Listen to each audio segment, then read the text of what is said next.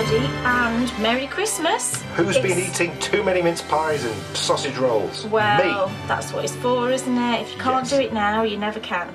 So we are back to start working on our lovely hearts. Oh. Have you gathered all of your supplies? Yes, I have, Kate. Have you? No. Are you ready? Yes. Are you ready to start working on it? So the first thing that we do is we're going to embroider the name onto our little name tag that we're going to put on the back, or whatever word you want to put on there. Now, I just do this freestyle. If you want to, you could get like a fabric pen and just sort of write on there what you wanted to sort of follow then with your stitching. I don't, I just go for it. I just, I think it's quite sweet if it looks a bit rustic. And I just did this, I just freehand, like I say, I didn't actually draw anything. So I'm just going to do that again. But whatever you want to do is perfectly fine. Now, I think this felt does have a front and a back. When you look at it, I think you can kind of tell this is the front and the back looks like the back. I know that sounds silly, but I think you'll be able to tell when you look at it, you can tell that this is kind of the front. I don't think it really matters if you get it the wrong way around, to be fair. So I've got a length of just embroidery floss, and I've got 2 strands together. I find that that's a nice thickness. If you wanted to make it a bit thicker, then by all means do that. And then I've just put a knot in the end. So I'm going to start, this is going to be Steve, so I'm going to start sort of like at the top of the S here, going round. So I'm kind of imagining where I want the S to start, and I'm just going to pop my needle through.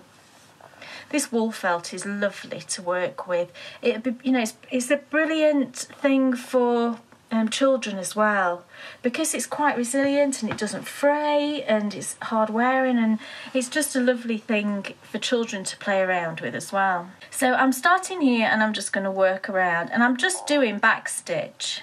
Like I say, I'm really not doing anything fancy.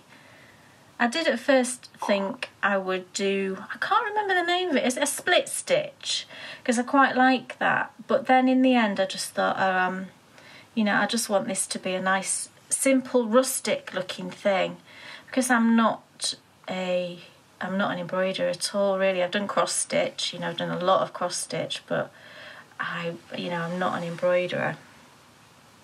I didn't want to make it too complicated for myself.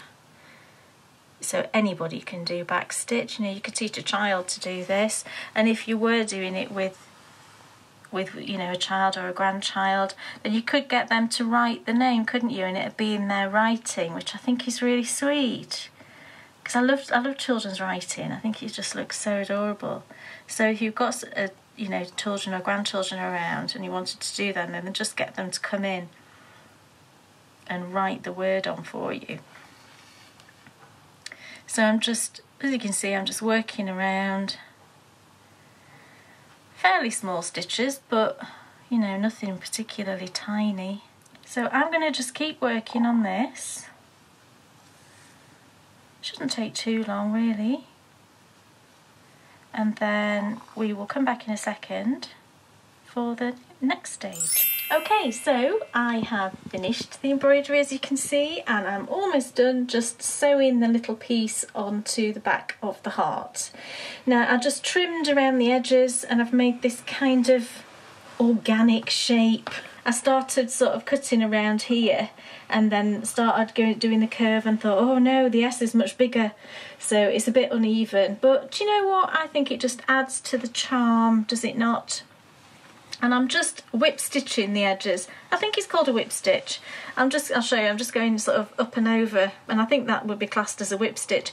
You could blanket stitch if you wanted to, but I just don't think there's any, I don't think there's any need to do anything fancy. I just like the simplicity of just sort of whip stitching it. So I'm almost done, and I'm using gold metallic thread for this because I thought the gold went with the nice mustard coloured heart. So as you can see, I'm just going up and then down, and really it's that simple. Anybody could do this, even if you've never sewn a stitch in your life, you could totally do this. I'm nearly back to the beginning. you know, if you're very good with your embroidery stitches, you could do lots of fancy things, I'm sure, that would make it look completely beautiful. But I just find sometimes simple is best.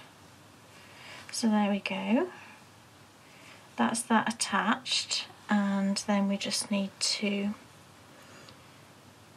finish off weaving in the end. I find that because, you know, this wool felt's very good, I can sort of thread my needle over some of the, or underneath some of the fibres of the felt, just to secure it. So I do that a couple of times, and then on the second time I kind of just loop that through just to make it nice and secure, and then I just go sort of through one more time. There we go. You can snip that. So that's the name attached. We've got our name tag. So the next thing to do is to attach the ribbons and the star and the button to the front. So we start with the ribbons. So get your little pieces. Now you can either use the metallic thread to attach this, but I find that the embroidery thread is just a bit more substantial and a bit more secure. So I'm going to use 2 strands of embroidery thread. If you wanted to use just normal sewing cotton, then, you know, please go ahead and do that. But I've just got this here, and it's, you know, it's perfectly sturdy for. Done it! Ha ha! Right. So just tie a knot in the end, and then decide how you want your ribbons to be. I think I want the red one in the middle because that's thinner, and then the 2 green ones either side. So start with the one that's going to be kind of on the outer edge. Fold it over, and then just decide on your positioning. So I want it kind of there, and then grab hold of it, and then just come up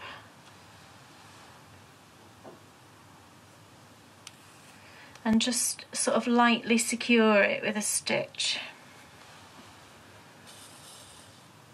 I normally do like 2 stitches just to make sure it's secure.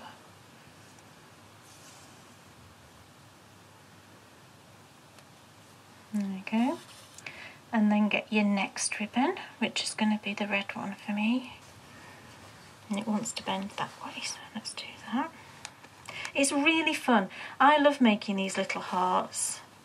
It's just so satisfying. You can really get one done in, I would say, no more than a couple of hours.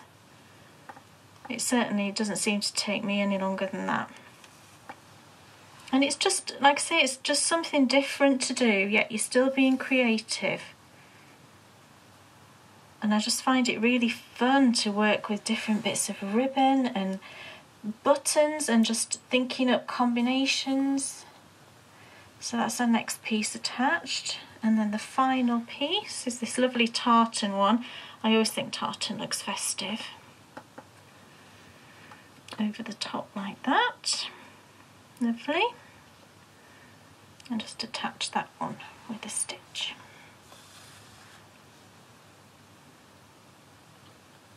Try not to stab yourself at the back, which I quite often do.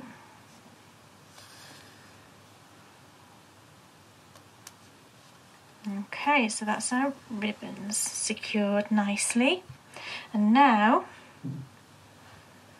we can attach the button, and all we're going to do is place the heart. We're not going to sew that the heart. That's a heart, isn't it? Place the star.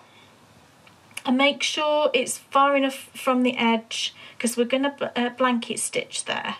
So make sure that it's away from the edge. That looks okay. And then the button's going to go on top like that. So again, just kind of, hang on, I'm just going to rearrange that. I don't like the way that that's sitting. I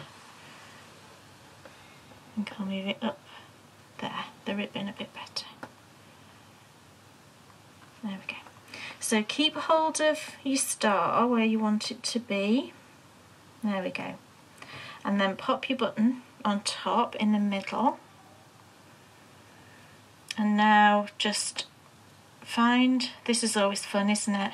Oh no, we're miles away there, aren't we? Yes, I found the buttonhole. And then make sure it's in the centre. Once you've kind of done that first one, you can jiggle it about a bit. There we go. And make sure it's in the centre.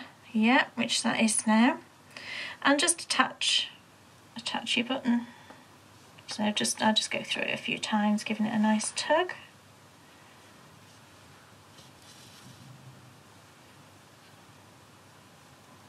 The only buttons I wouldn't use for this are sort of shank buttons, because I think they stand too proud from the fabric and they're not going to help you attach that star very well. I think I'll just do one more because I like things to be absolutely secure. There we go, we did it, we did it. Last one. And then just secure that on the back as we did before. So I just go underneath my attaching thread and then through that. So I've got a nice secure knot, and then I sort of just do that one more time. I just like everything to be really secure. And then give that a snip. Okay, so there we go, look. We've got our front and back all ready now to be beaded. So in the next little series, it'll be the final one, and we will then do the beading, and we will do the blanket stitch and obviously attach the ribbon as well at the same time. So I think that's okay. I think it is quite manly. Do you think that's quite manly? Yeah. Yes. Let's pretend it is. So get sewing, get choosing your ribbons. I can't wait to see what what your combinations are, and are you putting names on there, or have you gone for some sort of random inspirational word? That'd be lovely to see. We'll give them a day, and then we'll come back and we'll finish it off, shall we? A day to get that done, yes. Absolutely. And then we will be back to finish off our lovely hearts. So have a fantastic day, everybody, and we will see you tomorrow.